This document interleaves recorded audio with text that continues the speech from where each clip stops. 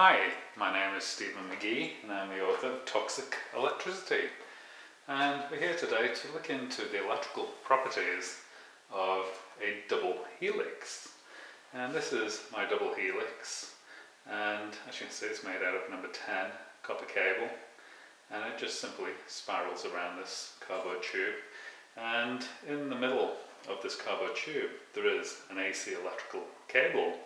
So the AC electrical cable is giving over field, and these two spirals are coupling into that field, and we're going to see what's going on. And I believe that the double helix is actually an electrical noise reduction technique. So we're going to see how that actually works in the real world. So we've got an oscilloscope. This is a battery powered oscilloscope, and we have a battery powered meter. Both are reading AC volts, and we're going to use the meter first. This meter is set on 2 volts, and let's see what happens. Now all the equipment is actually grounded to a non-electrified ground rod in my back garden. So let's test the first helix. So we've got 1.277 AC volts on the first helix.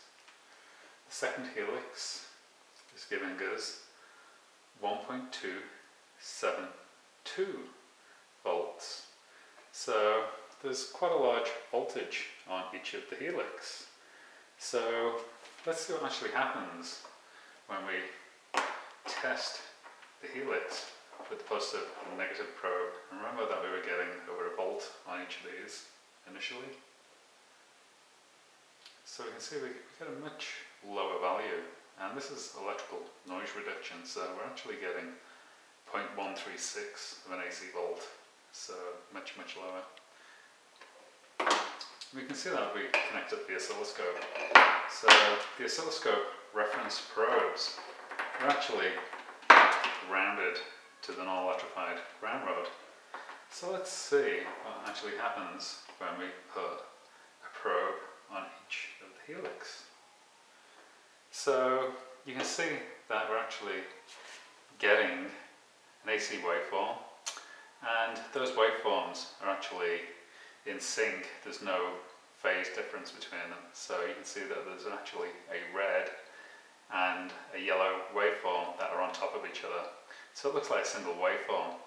But that green waveform is the actual noise reduction. So when you subtract one waveform from the other, you'll get that green line, and it's almost flat line, so that's electrical noise reduction that we're looking at.